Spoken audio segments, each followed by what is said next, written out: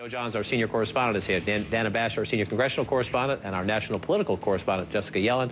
Also with us, Eric Erickson from Atlanta, and John Avlon, the senior political columnist for the Daily Beast. He's in New York. Let me start with the conversation we just had. And Eric, I'll go to you first. You work in this community. You're posting all the time. Obviously, the government has some law enforcement interest in these communications. Where's the line? You know, it's not an easy line to draw. I do agree with Fran's point, though, that this isn't the government trying to encroach onto other technology in a new way, but to extend its existing powers to a new technology. Government does a very bad job of keeping up with the times.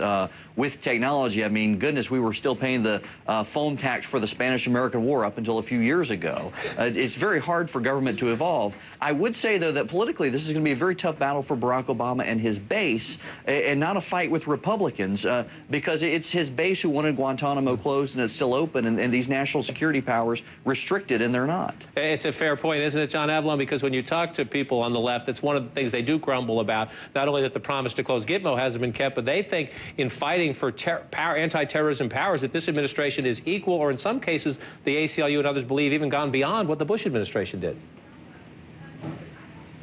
That has been the criticism. A lot of these original round of concerns were rooted in the Patriot Act, but the responsibilities of governing are very different than some of the statements that can be made when people are out of power. This is deeply complex.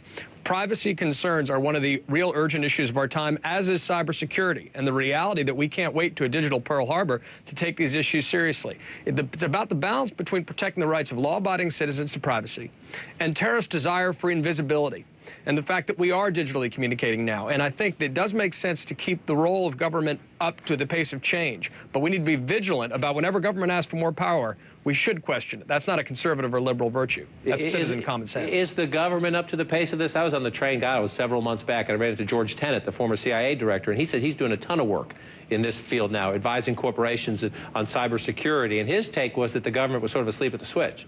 Funny thing, I talked to a Democrat who's sort of plugged into this debate on Capitol Hill today, and they were basically stunned when they read this in the newspaper. They didn't know the administration was coming with a lot of this stuff in this fashion at this time, and it's difficult for them, too, because there are also privacy advocates on the right who don't like it either, and they squeeze the middle, and it's what you call the Halloween coalition, and basically nothing gets done.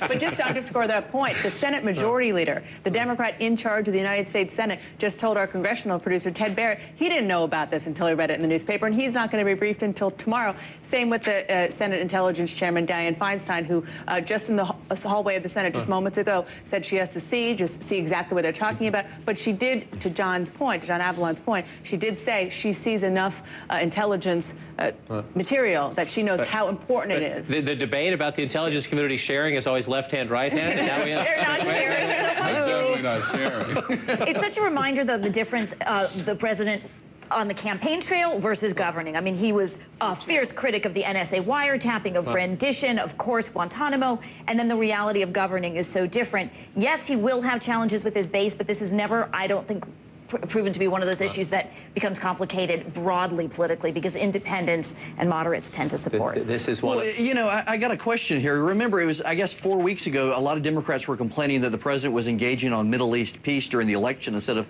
talking about the economy. And now all of a sudden this, an issue deeply divisive to the base.